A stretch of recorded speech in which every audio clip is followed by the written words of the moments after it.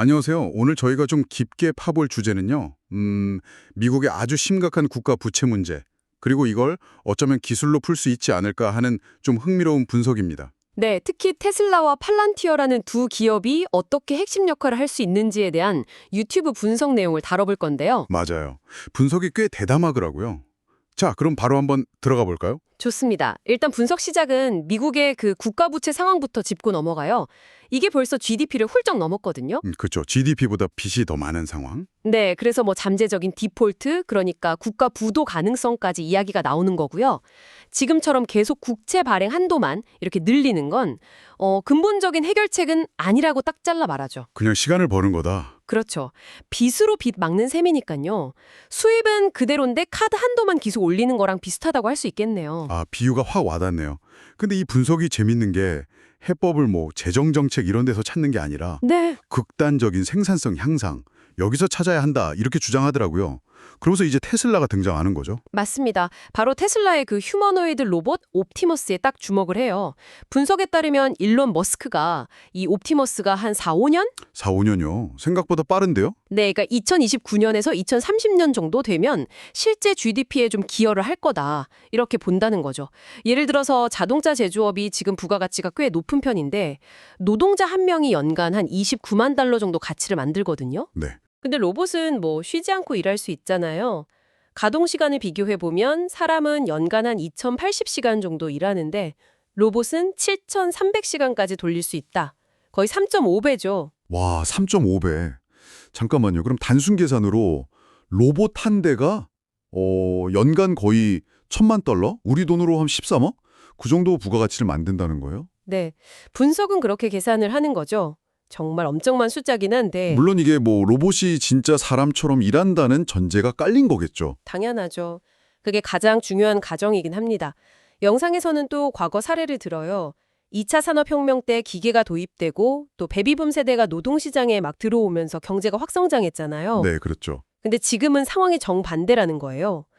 부채 증가율이 GDP 성장률보다 훨씬 높다. 뭐 구체적인 수치도 드는데 1960년대에는 부채가 10% 늘 때 GDP는 44%나 성장했는데 최근 5년, 그러니까 2019년부터 2024년까지는 부채가 56%늘 동안 GDP는 35.4%밖에 못 늘었다는 거죠. 그 격차가 점점 벌어지는 거군요. 네. 그래서 정말 만약에 머스크가 말한 대로 옵티머스를 2027년까지 한 50만 대에서 100만 대 정도 생산한다면 네. 이게 2024년 미국 GDP 기준으로 보면 대략 1.7%에서 3.5% 정도의 생산성 향상 효과를 가져올 수 있다. 이렇게 예측을 하는 겁니다. 이론상이지만요. 와, 그 정도면 정말 국가 경제에 영향을 줄 만한 수준이네요. 자, 그럼 테슬라가 그렇게 생산성 자체를 만드는 역할을 한다면 팔란티어는요? 이 분석에서 팔란티어는 어떤 그림으로 등장하나요? 팔란티어는 이제 효율성을 극대화하는 역할로 나와요. 뭐 새로운 걸 만들어낸다기보다는 기존 시스템 안에 이미 있는 데이터들 있잖아요. 네, 데이터들. 근데 이게 막 부서별로 흩어져 있고 서로 연결도 잘 안 되고 그래서 비효율이 생기는 경우가 많거든요. 팔란티어는 이걸 싹 모아서 통합하고 분석해서 효율을 확 끌어올리는 데 집중하는 거죠. 아, 그러니까 숨어있는 비효율을 찾아서 없애는 역할. 그렇죠. 예를 든 게 미국의 주택담보대출공사 페니메인데요. 여기서는 팔란티어 시스템을 도입하고 나서 원래 60일이나 걸리던 사기 텀지 분석 업무가 60일이요? 2달이나. 네, 그게 단 몇 초 만에 끝나게 됐다고 하더라고요. 와, 몇 초요? 이건 뭐 차원이 다른 효율 개선인데요. 네, 정말 드라마틱한 효과죠. 그래서 포레스터 리서치 연구 결과를 인용하는데 팔란티어를 도입한 기업들이 평균적으로 3년 동안 3억 4,500만 달러, 그러니까 연간으로 따지면 한 1억 1,500만 달러 정도 비용을 절감했다는 거예요. 연간 1억 달러 이상이면 이것도 엄청난데요. 그렇죠. 그럼 이렇게 아낀 돈은 또 어디에 쓰겠어요? 다시 생산성을 높이는 데 재투자할 수 있겠죠? 아, 선순환이네요. 네. 그리고 팔란티어는 여기서 더 나아가서 사이버네틱 엔터프라이즈라는 걸 목표로 한다고 해요. 이게 뭐냐면 그냥 자동화 수준을 넘어서 시스템이 데이터를 기반으로 스스로 판단하고 운영까지 조절하는 거의 사람 개입이 필요 없는 그런 자율 운영 기업을 말하는 거거든요. 자율운영 기업? 그럼 효율성은 정말 극한까지 올라가겠네요. 그럴 가능성이 높죠. 자, 그럼 정리를 좀 해보면 이 분석의 핵심 주장은 이거네요.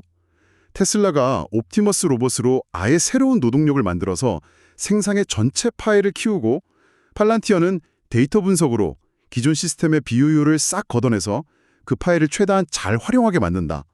이 두 기업이 힘을 합치면 미국의 재정 건전성 문제 해결에 큰 도움이 될 수 있다. 이런 논리인 거죠. 네, 정확합니다. 분석은 거기서 한 발 더 나아가요. 테슬라가 완전 자율 노동 시대를 열고 팔란티어가 완전 자율 운영 시대를 열면 궁극적으로는 완전 자율 경제 시대까지 가능하게 할 수 있다. 뭐 이런 거시적인 전망까지 제시하거든요. 완전 자율강제요? 네. 그래서 이 두 기업이 그냥 단순히 잘 나가는 기술 기업이 아니라 어쩌면 미국의 재정 건전성을 회복시키는 데 기여할 수 있는 거의 뭐 국가 차원의 전략 자산 같은 역할을 할 수도 있다. 이런 시각인 거죠. 와, 정말 스케일이 큰 이야기네요.